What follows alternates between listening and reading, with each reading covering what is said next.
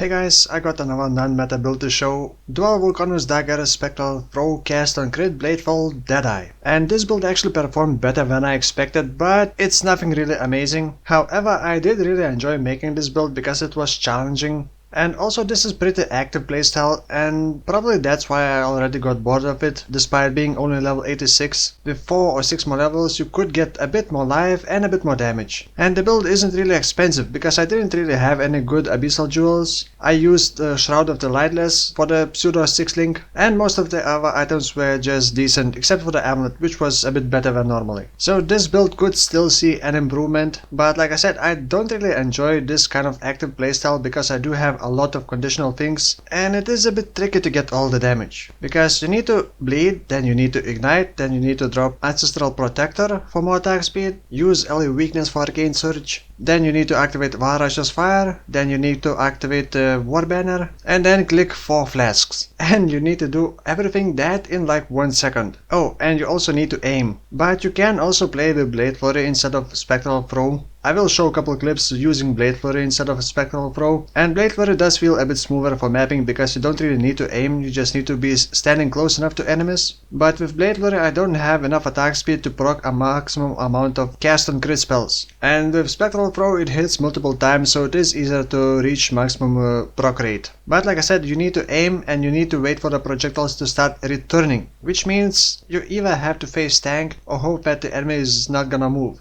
And I could face tank Minotaur, until I could not. I did defeat Shaper, Deathless, except my life reached 0 couple times. Also I did Uber Elder, attempt, and I can move fast, so it's obviously a good build. Basically I had a lot of fun with this build, every 4 seconds, and I could survive quite a lot, 50% of the time, so I don't expect everyone to like this build. Oh, and if you are thinking if this build is good for new players or for the league start, the answer is no. So let me explain how this build works, all the mechanics, items, passive skill tree. As always, you will find timestamps in video description along with path of building import code. Also this time I'm including mtx'es used on this build because the build does look hot.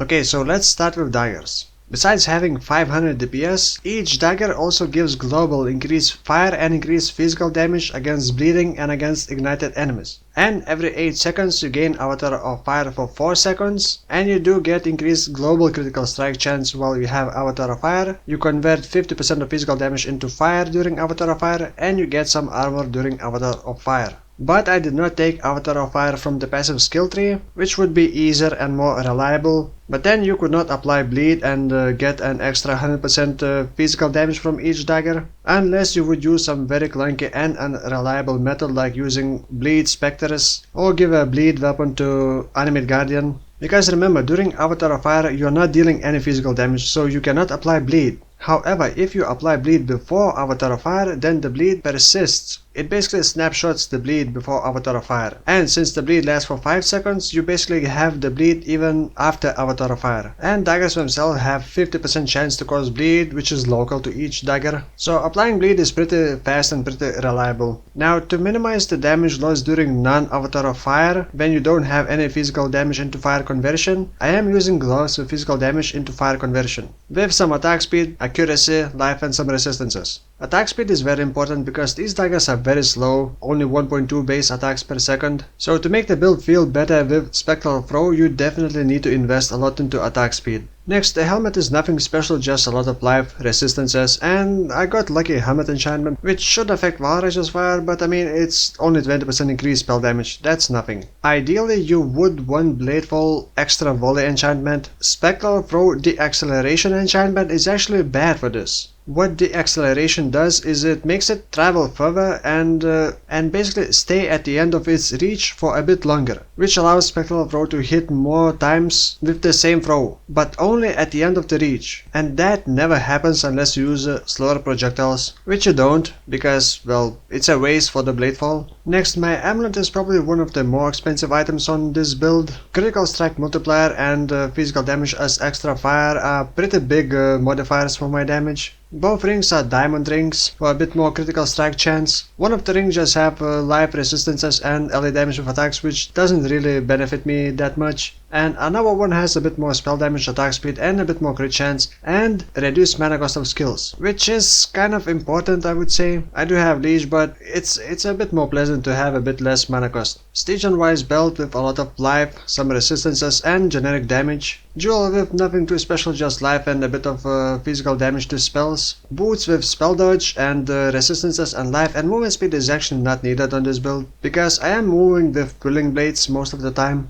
And the rest of the jewels are nothing too expensive. Anger's Watcher's Eye with gain physical damage as extra fire, which is surprisingly cheap. I even got Corrupted Pure Talent with extra crit chance. And Pure Talent actually gives a lot of crit chance because you're already gaining a bunch of global critical strike chance. So getting more base crit chance is more beneficial. So this 0.5 crit chance from Pure Talent actually gives me 3% crit chance during non-Avatar of Fire and 6% chance during Avatar of Fire for Spectral Throw. That is before even Diamond Flask. Oh, and I almost forgot to mention my body armor, Shroud of the Lightless. It's pretty easy, or at least should be pretty easy to 5-link it, and then it becomes a pseudo 6-link. But in fact you could get even more damage by using Shaped Body Armor with +1 to active skill gems, and spells have at least +1 to base critical strike chance. That would be more expensive, but it would give you about 27% more damage. By the way, in my setup, Spectral Throw reaches 93% effective critical strike chance, and I have 95% hit chance.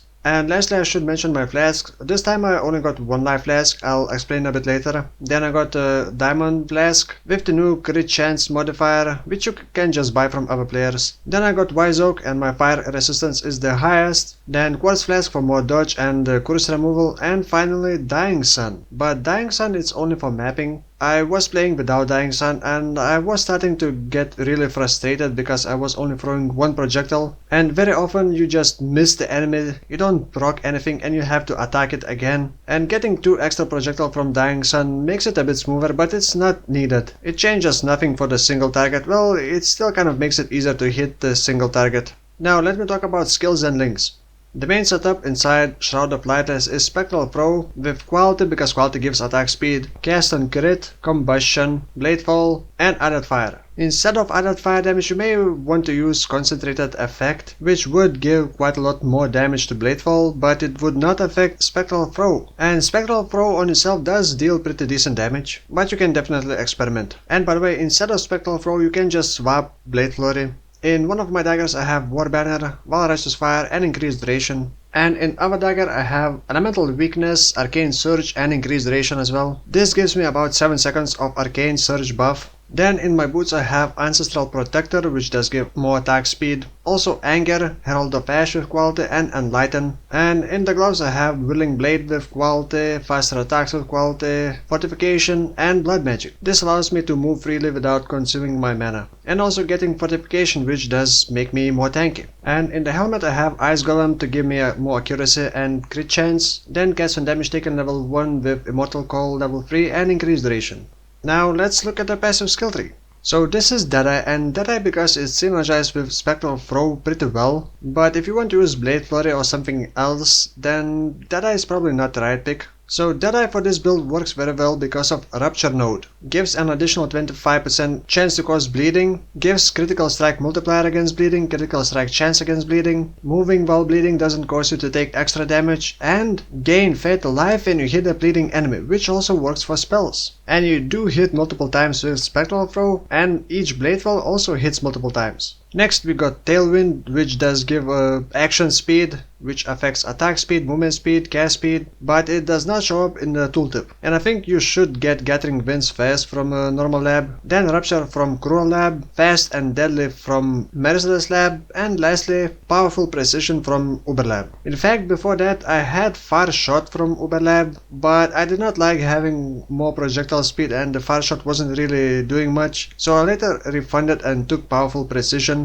which does make a Spectral Throw crit chance more reliable because it does pierces and it always gets that 100% crit chance. Now the rest of the passive skill tree, the bottom part is easy, just to get Leech and more life and Jewel Socket, and then I got Phase Acro, and then the top is a bit messy. Need to get more crit chance, need to connect to shadow starting area, need to get more life, more crit multiplier. Then I also needed more intelligence, and it actually depends on your items, on your gears. Do you have attributes on them, and what level you are expecting to reach, because if you would reach level 96 I would go through the bottom area to get additional jewel socket. I did also want to reach these attack speed nodes near the Scion, and connecting to the Scion starting area would also give you 25 all attributes. And lastly, you could get these critical strike multipliers, which do give a lot of damage. So really, if you're gonna be doing this build, you're kinda gonna have to adapt the passive skill tree to your items. So that should cover this build. After playing this kind of active playstyle build, I want to take a bit of a break and play more relaxing build, and since I haven't done totems in a while, I decided to play with totems.